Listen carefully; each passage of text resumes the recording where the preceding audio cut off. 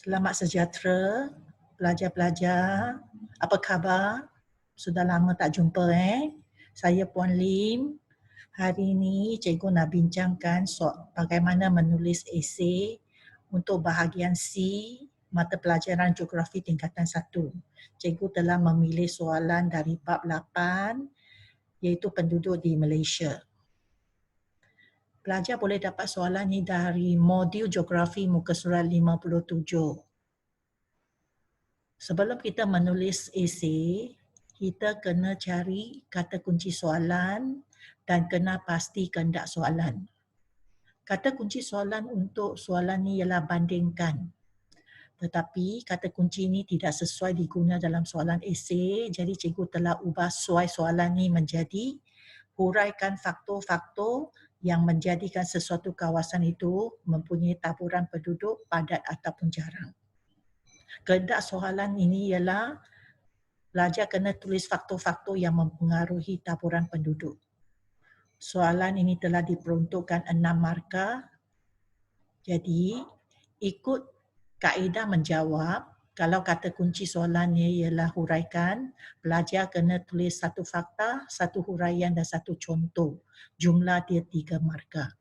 Jadi soalan tadi untuk berpenduduk padat, pelajar kena tulis satu fakta, satu huraian, satu contoh, sama seperti juga untuk berpenduduk jarang. Setiap satu membawa 3 markah.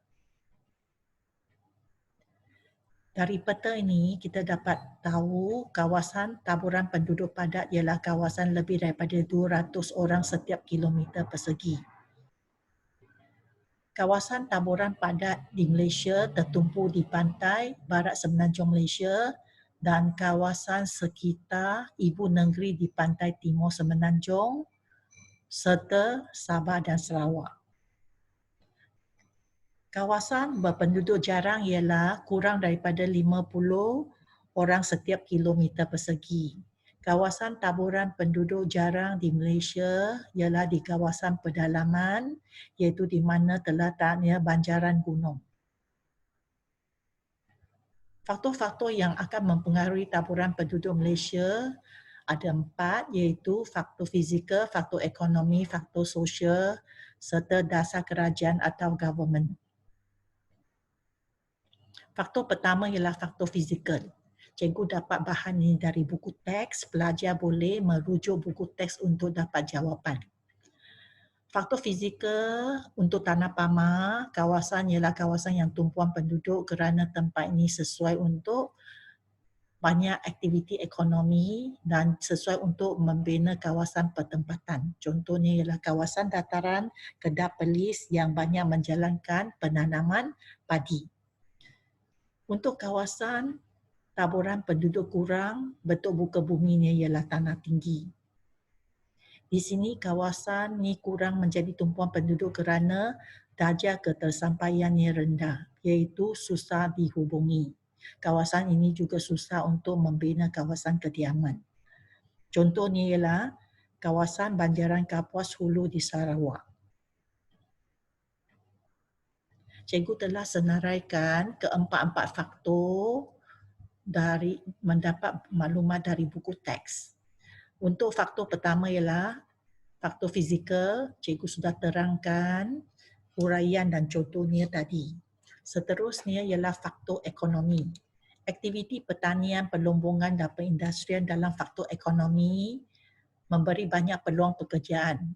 Jadi tempat aktiviti ini telah menjadi tumpuan penduduk. Contohnya, Bandar Kertih menjadi tumpuan penduduk kerana aktiviti perlombongan petroleum dan gas asli. Faktor yang ketiga ialah faktor sosial.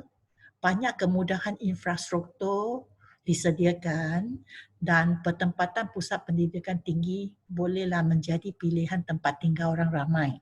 Contohnya, Universiti Teknologi Malaysia di Skudai. Faktor yang terakhir ialah dasar governance ataupun kerajaan. Kerajaan telah membuka bandar baru seperti Putrajaya sebagai pusat pentadbiran persekutuan telah menarik migrasi penduduk ke kawasan itu.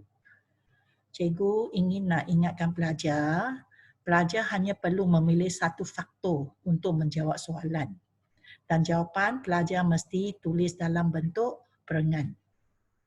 Seterusnya kita tengok soalan 2A bahagian 2 iaitu taburan berpenduduk jarang. Faktor yang pertama ialah faktor fizikal di mana kawasan tanah tinggi kurang tumpuan penduduk kerana darjah ketersampaian yang rendah iaitu sukar dihubungi, contohnya banjaran Gunung Kapuas Hulu seperti yang cikgu terangkan tadi.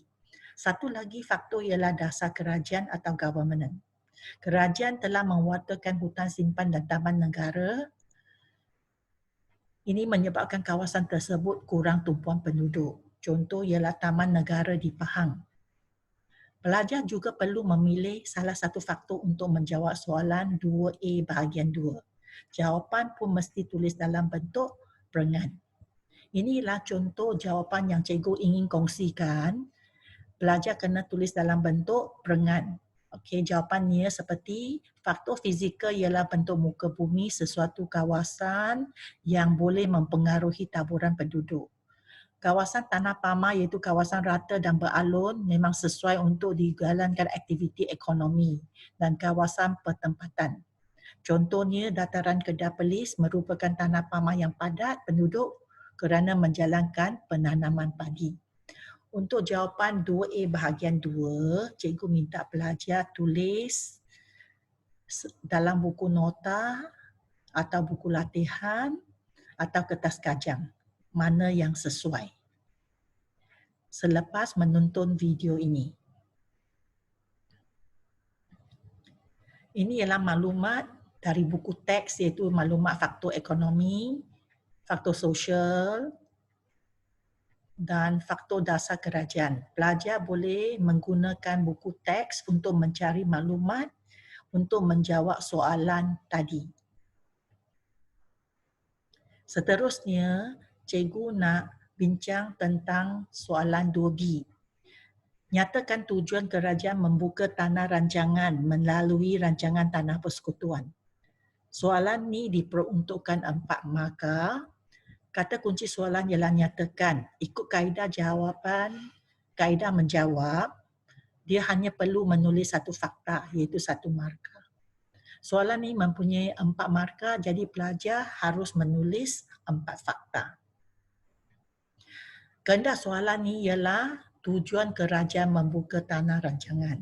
Jadi, pelajar kena senaraikan atau tuliskan tujuan kerajaan membuka tanah rancangan. Yang fakta pertama ialah meningkatkan taraf hidup masyarakat luar bandar melalui pembangunan ekonomi. Yang kedua ialah meningkatkan hasil pertanian negara. Yang ketiga, menggalakkan penglibatan masyarakat dalam bidang pertanian. Yang keempat, merapatkan jurang antara kawasan bandar dan luar bandar. Yang terakhir ialah mengurangkan kadar kemiskinan di kalangan masyarakat luar bandar. Jawapan pelajar mesti tulis dalam bentuk perengan. Dan pelajar hanya perlu menulis 4 tujuan saja. Contoh jawapan yang dikongsi ialah seperti berikut. Tujuan pertama kerajaan membuka tanah rancangan tanah persekutuan ialah untuk meningkatkan taraf hidup masyarakat luar bandar di Malaysia melalui penanaman getah dan kelapa sawit. Tujuan kedua, ketiga dan keempat, cikgu minta pelajar menulis dalam buku latihan ataupun kertas kajang selepas ini. Cikgu hanya kongsi cara menjawab soalan esei sehingga sini sahaja. Cikgu harap pelajar usaha untuk mencuba soalan esei dan jaga kesihatan di rumah. Sekian saja, terima kasih. Selamat belajar. Jumpa lagi.